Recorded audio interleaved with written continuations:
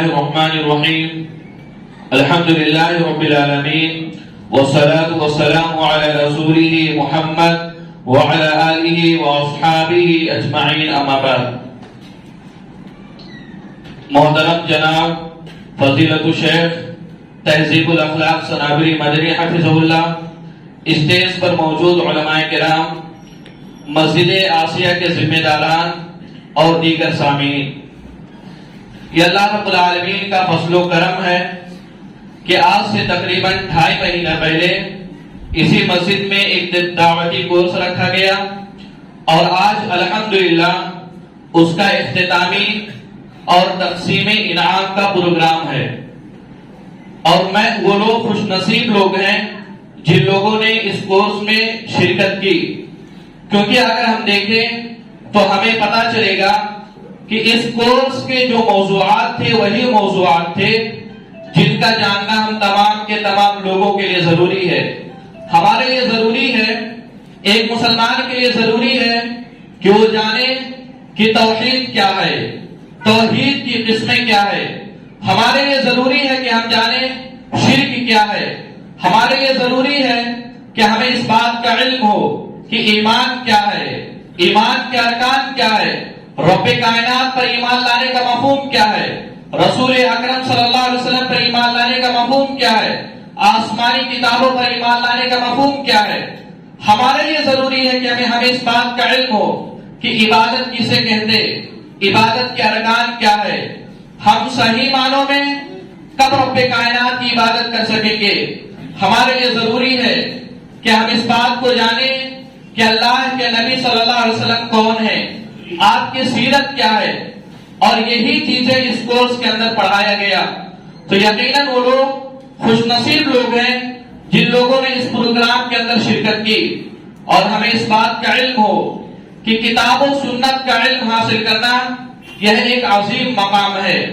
اللہ کے نبی صلی اللہ علیہ وسلم ابو ذر غفاری رضی اللہ تعالیٰ عنہ کو وصیت کرتے ہوئے آپ نے فرمایا، یا ابا ذر، اے ابو ذر، اس بات کو جان لو کہ اگر تم نکل کر علم حاصل کرتے ہو اور رب کائنات کی کتاب قرآن مجید کی ایک آیت کو سیکھتے ہو تو ایک آیت کو سیکھنا یہ 100 رکعت نفلی نمازیں پڑھنے سے زیادہ بہتر ہے. کہ اگر ہم 100 رکعت نفلی نماز پڑھیں اس سے کہیں زیادہ بہتر ہے کہ ہم قرآن مجید کی ایک آیت کو سیکھیں. ہم دیکھیں اللہ رب العالمین نے قرآن کریم میں تو یہاں تک فرمایا کہ انما یخشی اللہ من عبادہ العلماء، کہ رب کائنات سے سب سے زیادہ کون لوگ ڈرتے ہیں؟ جن کے پاس علم ہوتا ہے، جن کے پاس کتاب و سنت کا علم ہوتا ہے.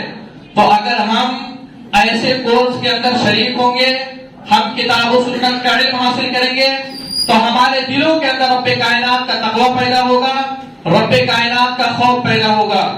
اور دوسری چیز یہ ہے کہ جہاں پر ہمیں علم حاصل کرے ہم علماء کرام کا احترام کرے، علماء کرام کا ادب کرے. امام ابو حنیفہ رحمۃ اللہ علیہ کے بارے میں آتا ہے کہ امام ابو حنیفہ رحمۃ اللہ علیہ جب رات میں سوتے تھے تو اپنے پیر کو اس جانب نہیں کرتے تھے جس جانب ان کے اساتذہ کرام کا گھر ہوا کرتا تھا. یہ احترام کا ادب تھا، یہ احترام کا مقام تھا. امام شافعی رحمۃ اللہ علیہ کے بارے میں آتا ہوں، اپنے بارے میں بیان کرتے ہیں کہ میں امام مالک رحمۃ اللہ علیہ کے پاس ان کی مجلس میں بیٹھتا تھا، کتاب کا ورقہ پلٹنا ہوتا تھا تو میں بہت آہستہ سے پلٹتا تھا کہ کہیں کتاب کا ورقہ پلٹنے سے میرے استاذ کو تکلیف نہ ہو جائے، ان کو خلل نہ پیدا ہو جائے.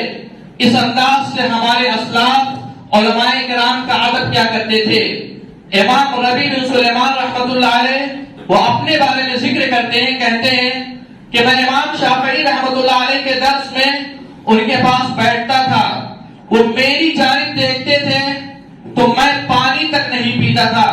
جب وہ اپنا چہرہ دوسری جانب پھیر لیتے تھے تو میں جلدی سے پانی پی لیتا تھا. وہ کہتے تھے کہ استاذ کے سامنے پانی پینا میں خلاف ادب سمجھتا ہوں. یہ ہمارے اسلاف تھے جو علماء کرام کا ادب کیا کرتے تھے.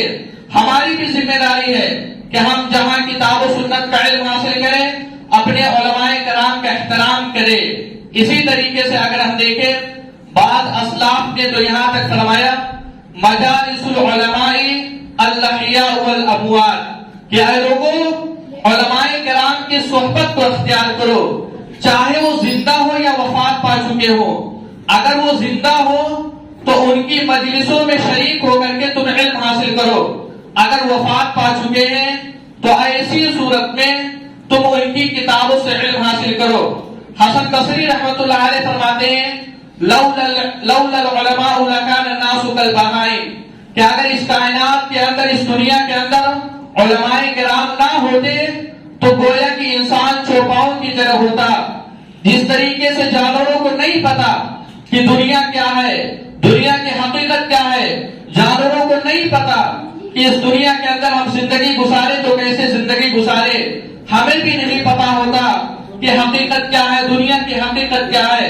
تو اسی لیے ہمیں چاہیے کہ ہم علماء کرام کی صحبت کو اختیار کریں, علماء کرام کے دامن کو تھام کر رکھے, ان سے قدم با قدم ملا کر چلے, ان سے کندھا با کندھا ملا کر چلے. جب ہم علماء کرام کی صحبت کو اختیار کریں گے تو ہمیں پتا چلے گا کہ اٹھنے بیٹھنے کے آداب کیا ہیں, کھانے پینے کے آداب کیا ہیں. جب ہم علماء کرام کی صحبت کو اختیار کریں گے تو ہمیں پتا چلے گا مسجدوں کے آداب کیا ہیں, ہمیں پتا چلے گا بڑوں سے ملے تو کیسے ملے, چھوٹوں سے ملے تو کیسے ملے. یہ تمام کی تمام چیزیں جب ہم علماء کرام سے ملیں گے, ان کی صحبت کو اختیار کریں گے, تبھی ہمیں اس چیز کا علم ہوگا. ہم دیکھیں موجودہ دور کے فتنوں میں ہم دیکھ لیں کہ ہمارے پاس, ہر انسان کے پاس, ہر شخص کے پاس آج موبائل موجود ہے, اور اس موبائل نے, اس گوگل نے, اس سوشل میڈیا نے آج یہ ہمارا سب سے بڑا عالم بنا بیٹھا ہے. آج ہمارے مسجدوں میں بھی, ہمارے آستینوں میں ایسے صاحب موجود ہیں جو یہ کہتے ہیں کہ سب سے بڑا عالم اگر کوئی عالم ہے تو گوگل ہے. ہمارے ارد گرد ایسے لوگ گھومتے ہیں جو اپنے آپ کو گوگل کو سب سے بڑا علامہ سمجھتے ہیں. جبکہ اگر ہم دیکھیں کیا کبھی ایسا ہو سکتا ہے کہ اگر ہمارے آنکھ میں درد ہو تو کیا ہم کان کے ڈاکٹر کے پاس جائیں گے, ہمارے پیٹ میں درد ہو ہم دل کے ڈاکٹر کے پاس جائیں گے؟ ایسا نہیں ہوتا. تو ہم اگر علم دین کو حاصل کریں تو علماء کرام سے حاصل کریں. لہذا علماء کرام کو چھوڑ کر کے ڈاکٹروں کے پاس جانا, انجینئر کے پاس جانا, ایڈوکیٹ کے پاس جانا, یہ تمام کی تمام چیزیں یہ فتنے ہیں, یہ خود گمراہ ہوتے ہیں اور لوگوں کو گمراہ کرتے ہیں. تو ہماری ذمہ داری ہے ہم کتاب و سنت کا علم حاصل کریں, علماء کرام سے جڑیں. صحیح مسلم کے مقدمے میں ایک روایت موجود ہے کہ ابو زیدان رحمت اللہ علیہ بیان کرتے ہو کہتے ہیں مدینہ کے اندر 100 ایسے افراد موجود تھے جن سے کہ لوگوں کا, جن کے علم کے بارے میں لوگوں کا اطمینان تھا, لیکن ہمیں منع کیا گیا, ہمیں روکا گیا کہ ان لوگوں سے علم نہ حاصل کرو. لیس من اہلہ, کیونکہ یہ اہل علم نہیں تھے. اور امام مالک رحمت اللہ علیہ اس کی وجہ بیان کرتے ہیں کیونکہ ان لوگوں نے جو علم حاصل کیا تھا, ان لوگوں نے کتابوں سے علم حاصل کیا تھا, علماء کرام کی مجلس میں بیٹھ کر کے ان لوگوں نے علم نہیں حاصل کیا تھا. لہذا ان لوگوں سے علم حاصل کرنا ہمارے لیے صحیح اور درست نہیں ہے. لہذا ہمیں چاہیے کہ ہم ایسے علماء کے پاس جائیں جن لوگوں نے مدارس میں پڑھ کر کے, جن لوگوں نے علماء کرام کی صحبت میں رہ کر کے کتاب و سنت کا علم حاصل کیا. اور اگر ہم علماء کرام کو چھوڑ کر کے کسی اور کے پاس جائیں گے تو نہ تو ہم دنیا میں کامیاب ہو سکتے اور نہ آخرت کے اندر کامیاب ہو سکتے.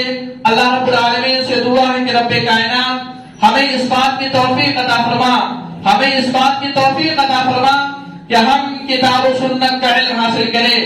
اور اگر کسی بھی مسجد کے اندر ایسے کورس کا انتظام کیا جائے تو ہم اس میں شرکت کریں.